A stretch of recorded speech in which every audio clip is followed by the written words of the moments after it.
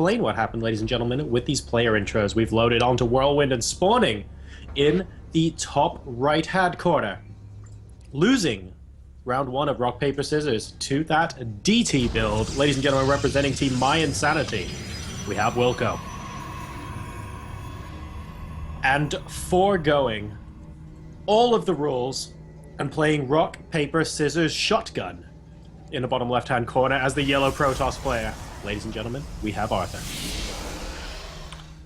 Now, Josa, I completely disagree. The PvP is rock, paper, scissors. If anything, well, there's shotgun. He's got shotgun. Well, no, you've still not got it right. I'm sorry. It's rock, paper, scissors, lizard, Okay. Spock. What? Do you not watch The Big Bang Theory? I'm afraid that's one of those series I need to get around. In fact, that's actually about 24th on my list of things that people want me to watch, because it seems like I'm missing out on every series on the planet. You are, seriously. Rock, paper, the next scissors, one on my lizard, list at Spock. the moment is Mad Men. See, I haven't watched that either. Well, Have you I'm not? currently in like that horrible moment of like the lack of shows on. Like, there's only 3 shows running at the moment that I watch, and it's always the way because you got into summer. Important clarification for me and for everyone on the stream. And by the way, guys, they're just normal openings so far in this game. But what are those 3 shows? Really important information here. Falling Skies. Sounds interesting. Never heard of it. Keep going. It's a good sci-fi show. Defiance. Okay, cool. Another cool show. Yep. And then the third one, I'm slightly more embarrassed to admit, it's Skins. That's okay. I was waiting for My Little Pony, to be honest with you. I know I So- seem like a My Little Pony type of guy, but nah. You do seem like a brony, not gonna lie. Anyway, we do All right. have in this game very normal things occurring. The second gas is coming up at pretty similar times. Once again, Wilko, Wilko this game going for his 2 gas a lot earlier than that of Arthur, so maybe going for a little bit of the DT harassment of his own. Well, the amount of gas that Wilko, the amount of gas that these players of mine hasn't actually been that drastically different this game, like you say, because both players have got both of their gases reasonably early and then immediately put 3 harvesters on each. So, of course, in PvP, it's you often see 1 gas get taken with 3 probes, or 2 gases get taken with 2, but in this case, both players going for that early gas, and I can't help but thinking that Wilko, especially, has done it in response to the quick tech we saw out of Arthur in Game 1. Yeah, now Wilko is going for the Stargate. This is most likely going to be an Oracle.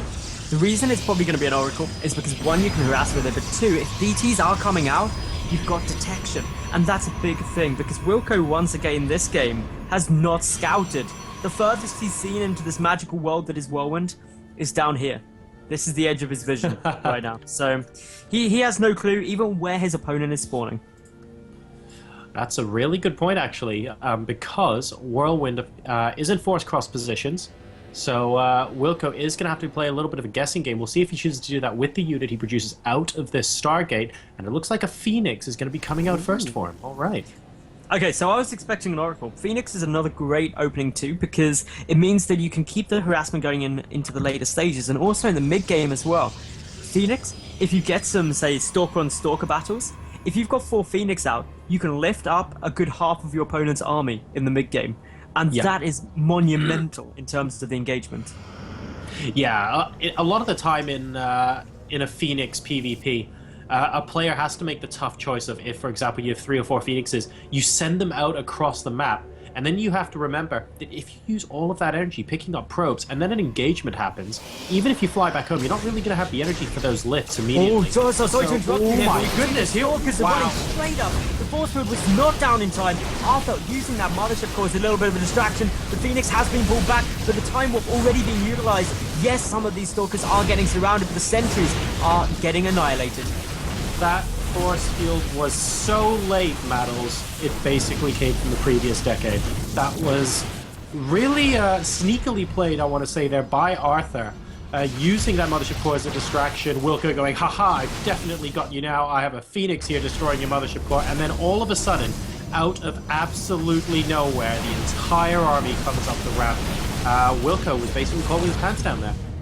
He was, but he has managed to get a Void Ray out, and of course with Prismatic Alignment, we'll be able to do a huge amount of damage to those Stalkers, so Arthur forced to retreat. 4 workers were killed in that engagement, so it wasn't as terrible and terrifying as it may have seemed in the moment. And actually, this game is now relatively equal. Arthur does have a small worker lead by 3, but nothing drastic, nothing incredible. Yeah, this is... I still think that's like a pretty important win for Arthur there as well, though, because going into the rest of this game, the amount of confidence he'll have now is pretty sky high, and Wilko has to be at least a little bit distraught that he allowed that army to get that. I still can't believe how late that force field was. I mean, it really, like, Wilko should have just gotten the Mothership Core for free, is what I'm saying. And it looks like it's not necessarily going to dictate the outcome of the game here, but like you mentioned, a little bit behind in the work supply for a short amount of time. A lot of those workers weren't mining as well when they were chasing the army around. And Wilko's actually stabilized quite well, considering that's happened. Perhaps it's acted as a wake-up call, but now Arthur's going for the DTs again. Yeah, and they've got scouted. The Phoenix came in, and while they're going to take a lot of fire, they did manage to kill a probe or 2, but critically they scouted the Dark Shrine. I'm just hoping that Wilko clicked on it, and I'm sure he has because he's got his robotics facility there anyway, so this is all looking really good now for Wilko. He's got the scout out, his natural base is at a very similar time, slightly earlier actually than Arthur's, which is going to get him in a good economical position. And now this PvP is going to go into, I think what most people would agree is Protoss v Protoss late game, which is whenever there's more than one base. I completely understand. It does look like it's going to go that direction. We'll see if Arthur chooses to utilize his Chrono Boost and maybe getting a little bit of economy back on track, but so far I haven't seen any evidence of this at all. He's going to try and disrupt the economy a little bit more. This DT is going to be popping into the natural expansion, but an observer is above the army, and the army is on top of the ramp. Wilko is going to immediately see it. The DT goes down like a sack of potatoes, and well, any damage that Arthur could have done earlier, I think was mitigated a lot now by the fact that that DT was invested in, it was built, and then did exactly 0 damage. So in that regard now, I'm really feeling Wilko's in a good position.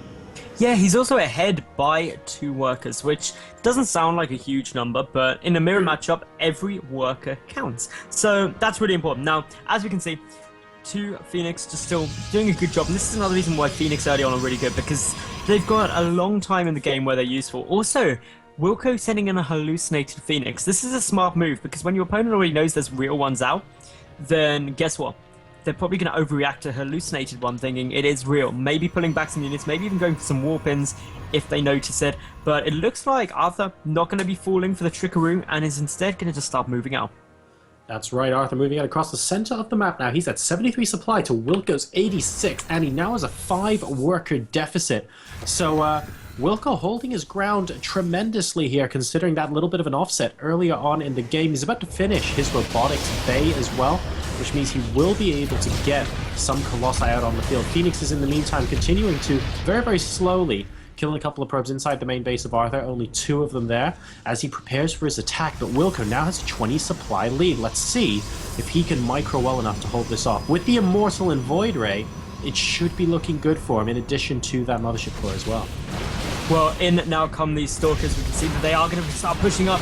This is going to be a really big shove. A couple of forces are trying to go down. Time Warps are on the way. The Mothership Core for Arthur gets annihilated, but there is the 2 Immortals up on the high ground, making short work of these Stalkers. Yes, the Void Ray's dead, but the Immortals alone have huge DPS, and that means that Arthur is forced to fall back, waiting for the next wave of warpins. That's right, and it looks like he's going to come in again. A decent concave actually coming out of here from Arthur, but he has to blink back so often. 1 Immortal is getting saved in the back there from Wilko, but he needs to use that in the fight here. It hasn't really fired a shot in the last 20 seconds or so. Arthur being forced to blink back once again, but he's still about 20 supply down. He is. There's 2 cannons there for Wilko to the side. They're actually doing a surprising amount of damage, dealing a lot to these Stalkers. This while the Force Fields are coming on the left, the Force units over there more. The Immortal trying to get zoned out of this engagement, and actually being done very nicely indeed. Phoenix now back in with this fight too, lifting up some of these Stalkers. A Potent Overcharge has now been triggered as the Mothership Core makes its way down, and I think that that's going to mean Arthur is forced back, and Wilko sitting very nicely with a 30 supply advantage. That's exactly right, and he's behind by 7 workers as well. So when you're already behind in supply, ideally you want to be able to use a little bit of that economy to get you back into the game, but Wilko, frankly, has the better army as well. A DT was warped in by Arthur. It's currently sitting south of the natural expansion of Wilko, but the entire time that fight was going on, Wilko hasn't moved his observer, so it's still on top of the ramp at the natural, and there's no way Arthur can come in here and pick off some probes without Wilko destroying it. So Wilko now in prime position to take this game number 2, and Arthur is going to respond by taking a big risk. He's going for his 3rd base. Now, big risks when you are behind is always what you need to do, because there's no way playing standard is going to catch you up. You've got to make some plays, you've got to make some chances, but my big concern is that the first Colossus is about to come out on the field for Wilko. This is a massive moment for him. The second one already queued up. Once you get 2 Colossi out and a few Immortals, it's devastating, especially if your opponent doesn't have any of their own. That's going to time out very nicely as well for Wilko. With extended thermal lance and a Protoss +1 ground armor as well. So he's going to be able to launch an absolutely devastating push here against what forces Arthur has. He's going to be just checking out the natural and the 3rd to make sure he eliminates any forward pylons there. Will be able to spot the pylon at the 3rd base, or even if he does, he leaves it alone. No, he doesn't. Okay, going back in to clean up for good measure. And now he's going to feel safe enough to not only put his own 3rd down, but to possibly move out across the map as well, and I'd like to see him do this. We mentioned his scouting was a little bit of a weakness for him, and he has absolutely no idea that 3rd base exists, and he hasn't really been active anymore with Phoenixes, hallucinated or otherwise.